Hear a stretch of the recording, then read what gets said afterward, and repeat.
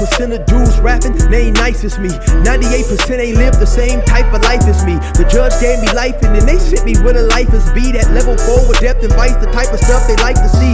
Two choices, fight or flee. I refuse to die a chump. I never been a mark, but damn, it's scary when that riot jump. I seen dudes cry, get pumped, and some sexually brutalized. Knew a dude who lost his life and he was only doing 5 year-long racial fights when homie all you do is ride. Lonely days and nights up in a hole causing suicide. From the moment you arrive, you see the Mexican mafia, AB skinheads with big giant swastikas, pro-black philosophers, the BGF, the Kumi, and Muslims who will murk you from the nation to the Sunni. That MS was loony, quick to ride up on they rival. Even Christians went to church, hide knives up in they Bible. Political and tribal, the Crips and Damus, the Long Beach, the Hubs and the Dubs and the Grooves, the IE, the Bakersfield, the Dago Pyrus, the hustlers quick to roll, the gangsters gon' move, whatever click you choose.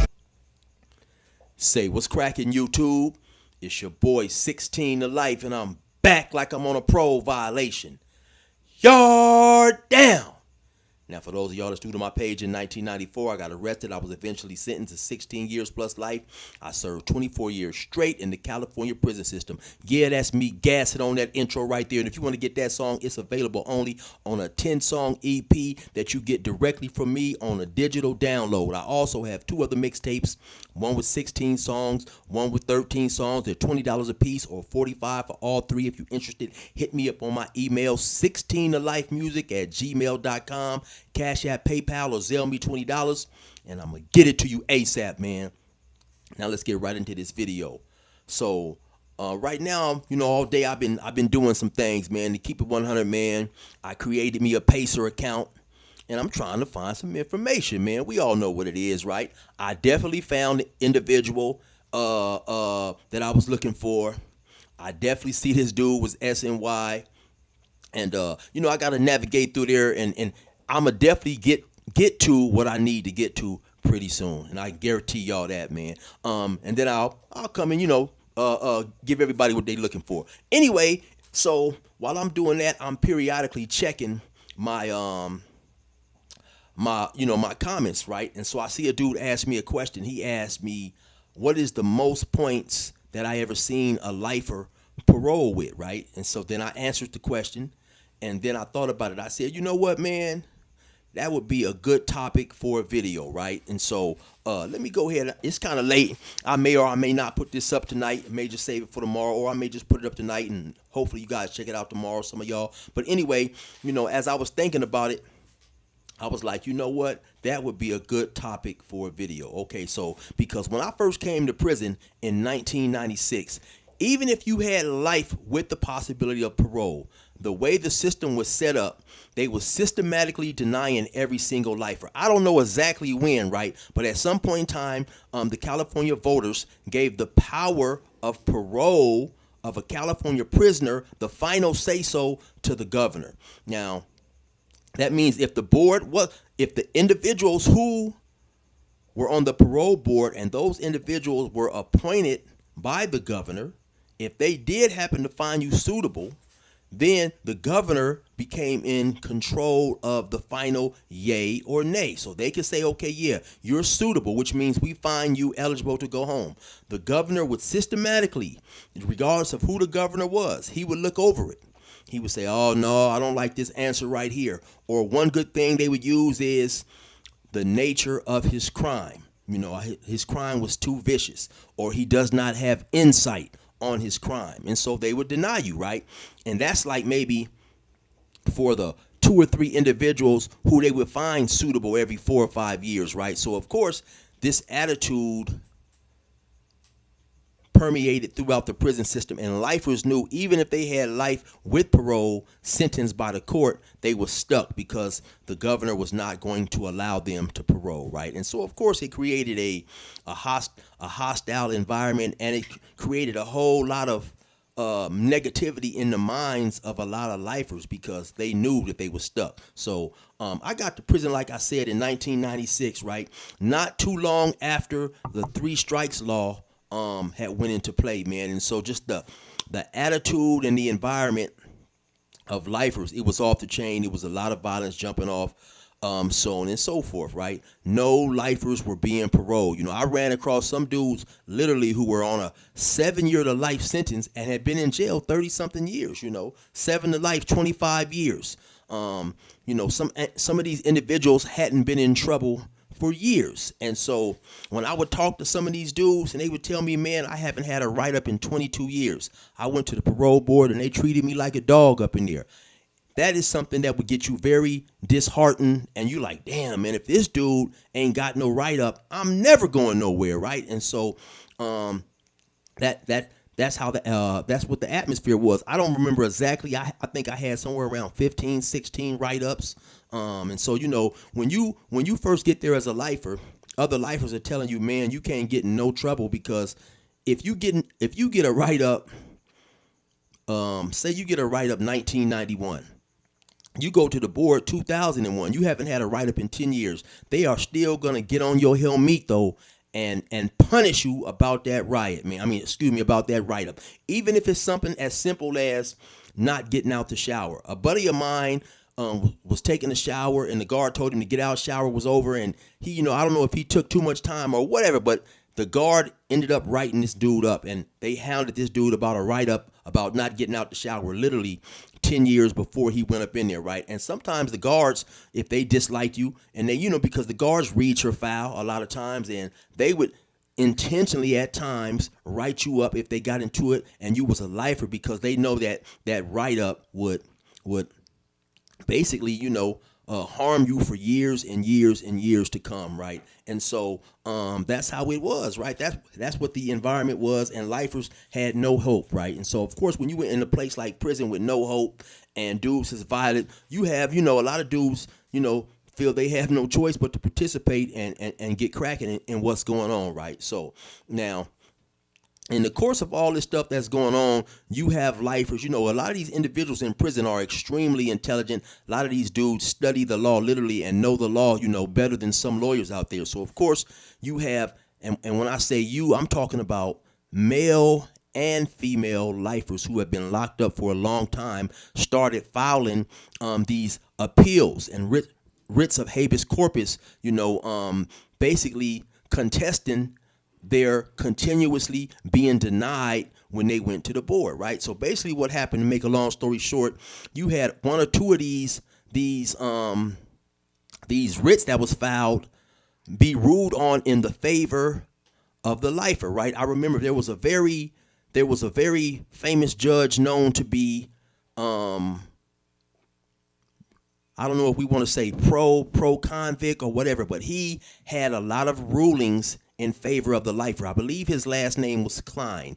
And so, of course, when something is relevant for one lifer, it's relevant for all. And so eventually these things started opening up the floodgates. I remember it was a woman who filed in relation to them talking about, the nature of your crime. Your crime was too heinous. The courts ruled that the crime is never going to change.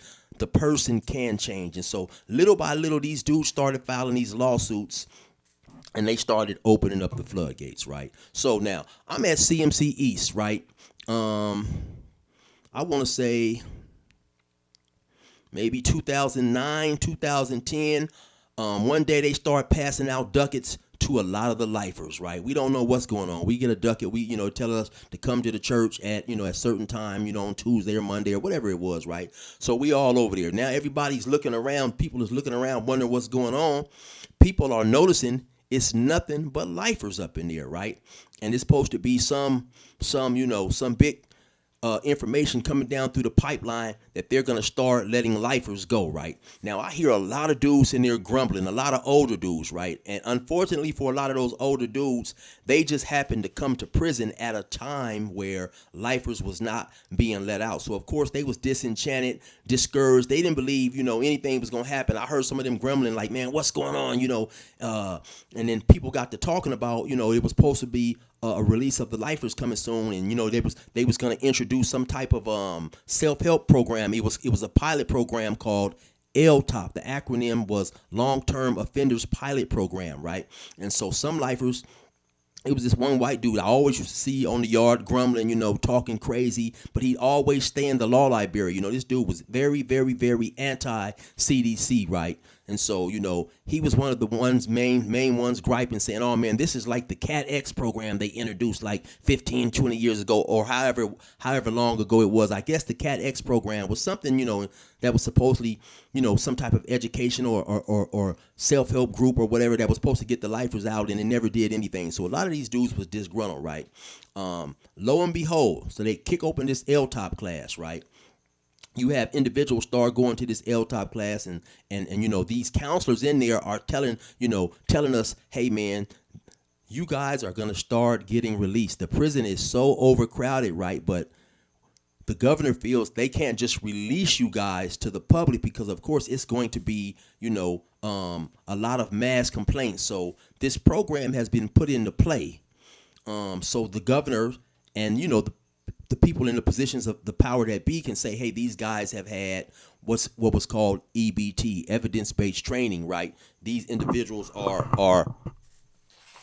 they have studied this stuff, took this stuff, and it has changed the way they think, so on and so forth, right? And I believe his name was Dave, one counselor in the program. He took some of us to the side and explained this in great detail and said, hey, man, I've been looking at a list. A lot of you guys are going home soon. I'm not supposed to tell you nothing or whatever, right? But these aren't counselors that work in the prison. These are counselors who was hired specifically to work this LTOP job, right? So a lot of these counselors was coming from the street. They wasn't familiar with prison, and they wasn't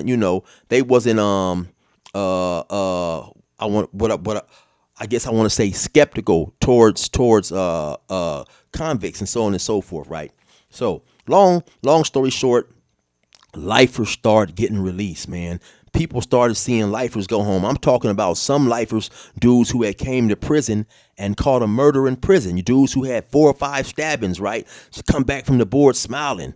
People is like, man, how did that dude get a date? Man, that dude, I was with that dude in Folsom. That dude stabbed somebody, such and such, and all this stuff. And it was crazy, right? To see the reaction of some of these lifers, because they split into two, pretty much, the groups. You had some lifers like myself. I was extremely happy to see lifers go home, because I felt that if this dude had a chance to go home, then I would have a chance to go home, right? It was and then it was other individuals who was jealous. I'll never forget, man.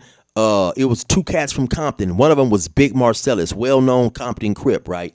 Well-known dude that still spoke about today, still does interviews from time to time on YouTube, a good partner of mine, right? He got a date. One of his good friends, the second he got that date, went to hating on this dude, right? Marcellus told me these dudes had got into a situation when they was 17 to 18 years old, a serious situation, right? And, that's how long these dudes had been knowing each other, right? But they wasn't crimees, but that's how they had been knowing each other a long, long time. But suddenly when this dude get the date, his buddy go to hating on him, talking crazy, all types, trying to fight him and all types of stuff. It was crazy, right? And so later on, man, the dude told me, I said, hey, man, why because I was cool with both of them. Man, why because the dude, Marcellus had went home. The dude was still on the yard talking stuff after Marcellus, long after Marcellus had gone. So I said, hey, homie, what's up with you, homie? Why is you hating on the dude, man? He said, man, to keep it real, I didn't want to see him go. It hurt me to see him go. So to me, that was crazy, right? Because now, and this dude, everybody thought he was crazy as a bitsy bug, right? Later on, once I came home, surprised the hell out of everybody, he ended up getting the date. So it was, the life was kind of split in two. There was, 2 groups. Dudes who was happy to see other dudes go, and dudes who was jealous, right? I never forget, man. I had a good partner, man, by the name of Reese, man. Shout out to Reese, right? I don't know if you guys are familiar with the famous drug dealer Tootie Reese. He was Tootie Reese's son. Had came to jail at the age of 16, right?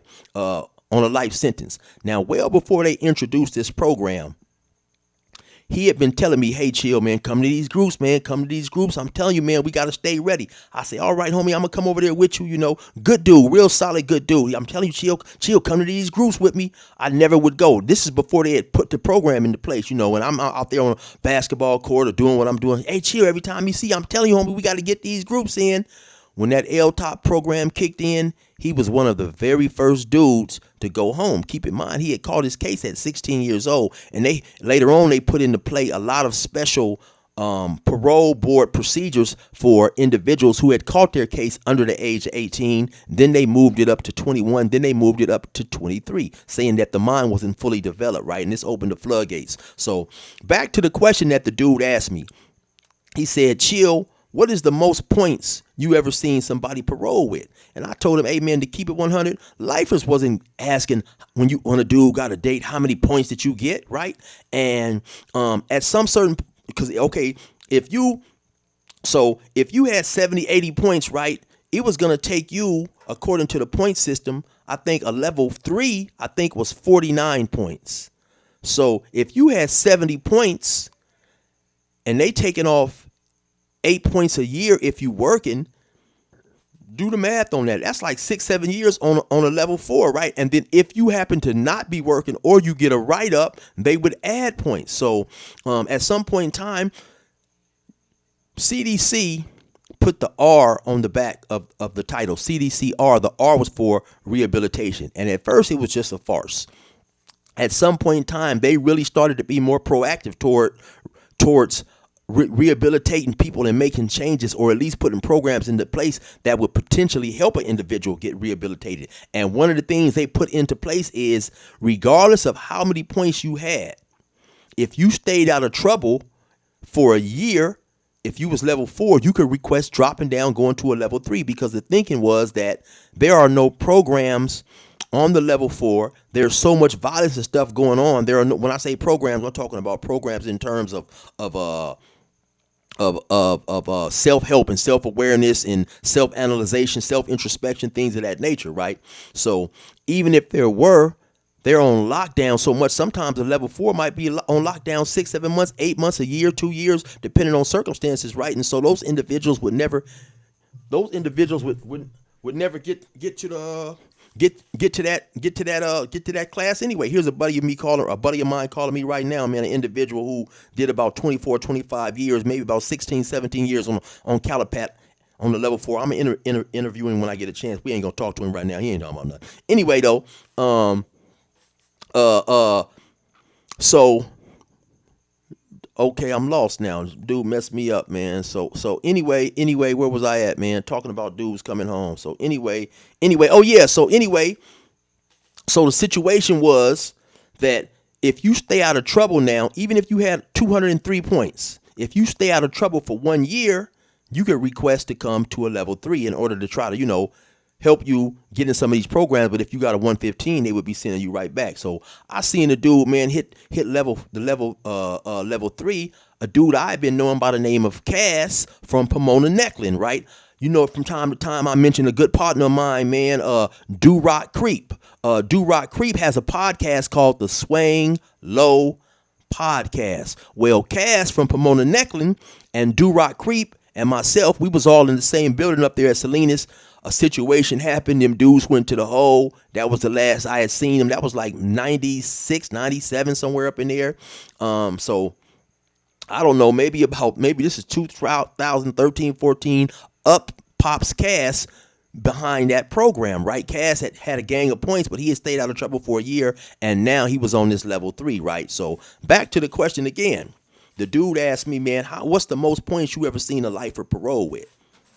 And once they started letting lifers go, lifers wasn't caring about how many points you had, because one of the things is you probably never seen too many lifers, if any, paroling from level 4s anyway, because they would not have these self-help groups. And sometimes when you don't have these self-help groups and you don't study and realize, you don't even see it's a problem wrong with yourself, you still deep caught up in your criminality, like myself. Before they started implementing these self-help groups, I had 2 times to go to the board. I was so shook up about not ever thinking that I would get out, I postponed the board twice, because here I am locked up for 3 attempted murders and a separate murder in which I was charged with killing a witness from the first 3 attempted murders, I'm thinking, man, these dudes ain't never finna to let me go, right? So I postponed my chance at freedom, right? Even though they would have not let me go, because I'm still in my criminal thinking. They would have went there and asked me questions, and I would have answered like a criminal.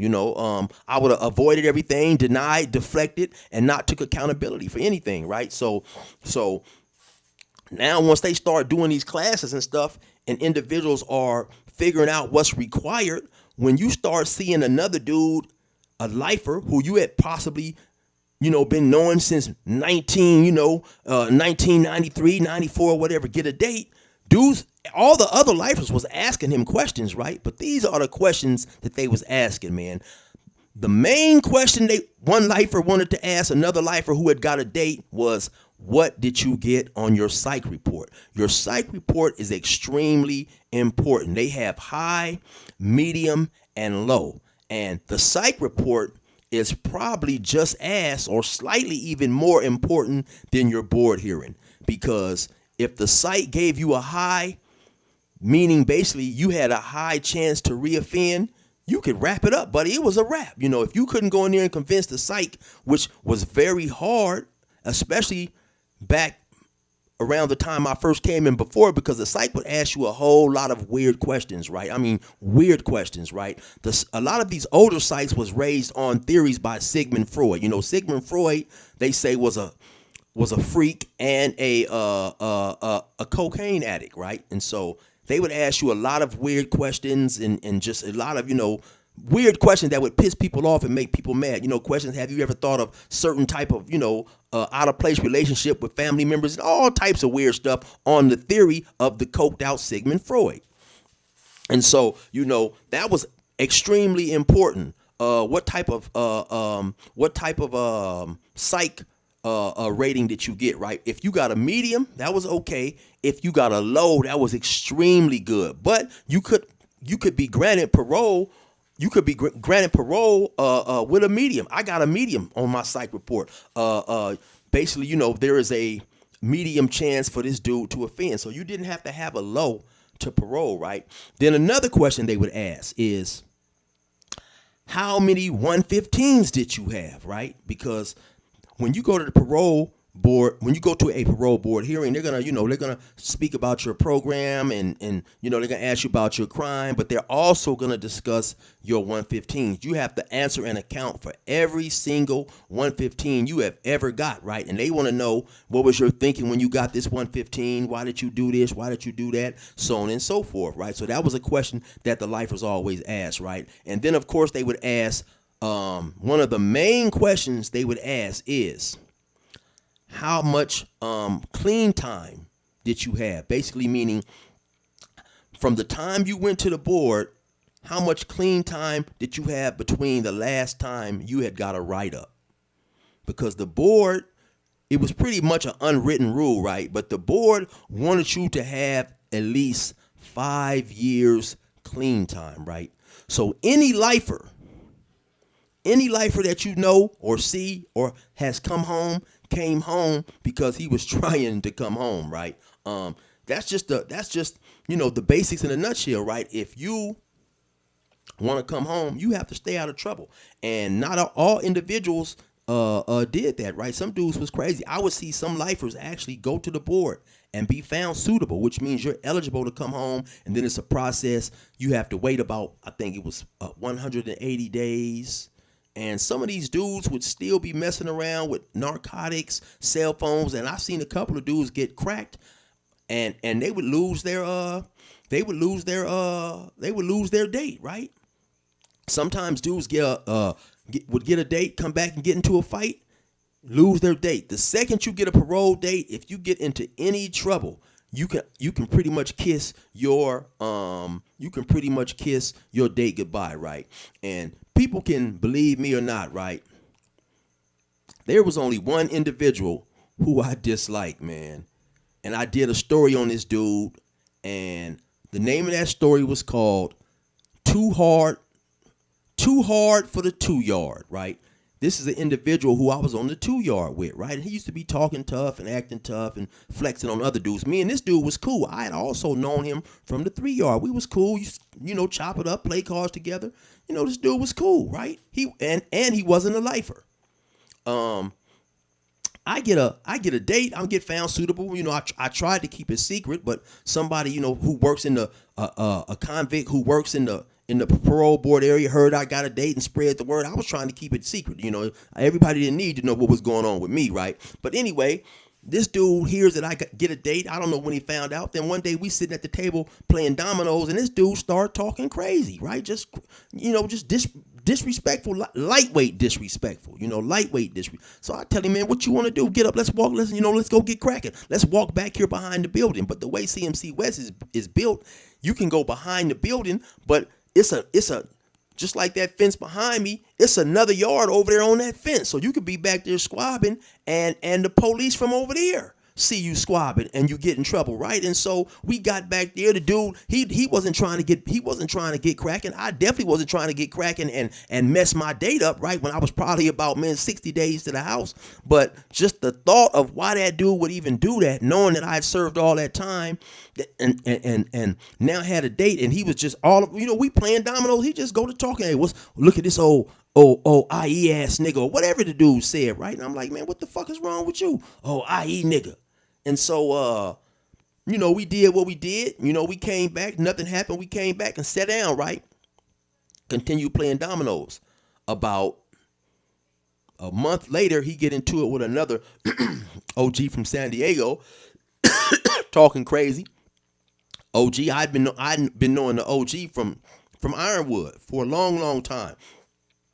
OG was a serious convict, knife maker. He used to slide me knives in the kitchen all the time. I'd take knives out. He would make knives in the kitchen, right? I'd take the knives out for him. He was from San Diego. The dude stands right up, and at that time, he probably was in his late 50s. The dude from San Diego, he stands right up and bam, knock dude out, right? So when he knocked dude out, he push on off. He leave. Now the dude, the police see him laying down. The police go over there and get him or whatever. Excuse me. He just tell the police he passed out. He was too hot out there. He passed out. They take him to the medical, whatever. So the dude was affiliated. The dude who got knocked out, right? He was affiliated. He claimed, right? And so a day or two later, 2 or 3 of his partners, they ran up on the dude who had knocked D out, right? But D didn't even go help him. So that when they run up on the dude who knocked D out, like I told y'all, old boy, this is on the level 2. Old boy was a knife maker. He had a knife on him. He pulls the knife out and wham, swing the knife, hit old boy in the coat. When old boy see the knife, he happened just to jump back. It just cut his coat or hit his coat, right? Oh, they see that he got, and this is at nighttime. They see that he got a knife. He run up on him a little bit more. They back off, leave him alone, and going about their business, right?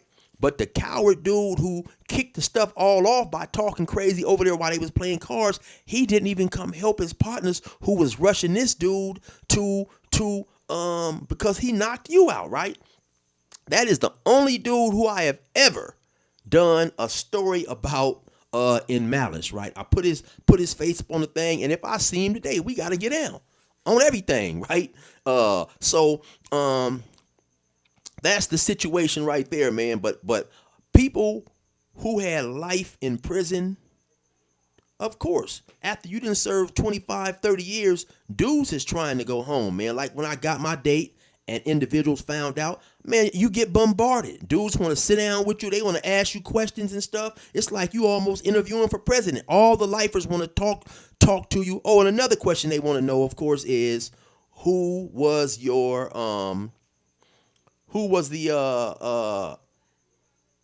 the dude that was basically, I forget now. When you go in there and you talk, who was the dude on the other side of the parole board, dude? Who was the other dude pointed on the parole board that was asked you these questions? It's him, and he got an assistant.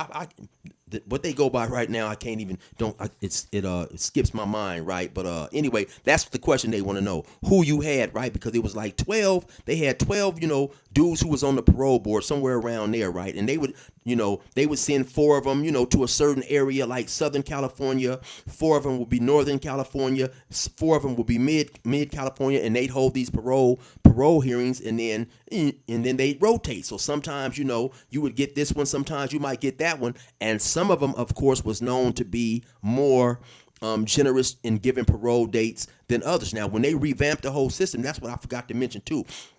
When that LTOP stuff kicked in, they did a revamping of the parole board, the people on the parole board. They looked at the people on the parole board, and a lot of them people who had a very extremely low percentage numbers in giving dates, they kicked them off the parole board. They got retrained, so on and so forth, right?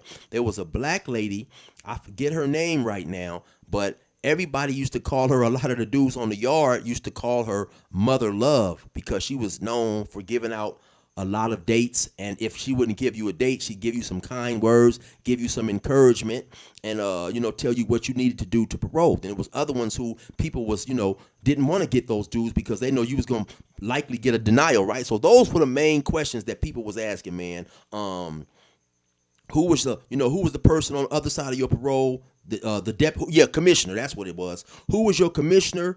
And it really didn't matter about the deputy commissioner, but who was your commissioner? How much clean time did you have, and what was your psych evaluation, right? So of course, and then when you do get a date, like I say, people want to come talk to you. Matter of fact, the dude who just called me, he sat and talked with me, for weeks once I got my date. A good friend of mine, and we still keep up to this day. Go play basketball together and all that old type of stuff. But yeah, these dudes, when you get a date, dudes is talking your ear off because you got something these dudes want. As a lifer, man, individuals don't know what it's like to be in there doing a life sentence, or at least for me, right? The worst thing about life sentence, in my opinion, is you don't know if you ever going home, right? Me, I'm an individual, right? I knew I was out there doing what I was doing, right? Gang banging, and so that type of activity comes with consequences at a certain point in time, regardless of what the haters say, homie. Because first and foremost, I was schooled. You don't never tell the police nothing. Why the hell would I tell the police I'm a gang member? That's crazy, right? I'm out there shooting at people. I got 3 attempted murders from one case. Then I go on the run and I eliminate a witness from that case. When I get arrested telling the police, yeah, I'm a gang member, is that going to make the situation any better? That's just going to compound the situation. And like I told in a story 4 years ago, right? I knew an individual who got locked up. He got 3 or 4 years for his case and 13 years for gang allegations for being a gang member, right? So, me running around out there doing certain things on the street, right?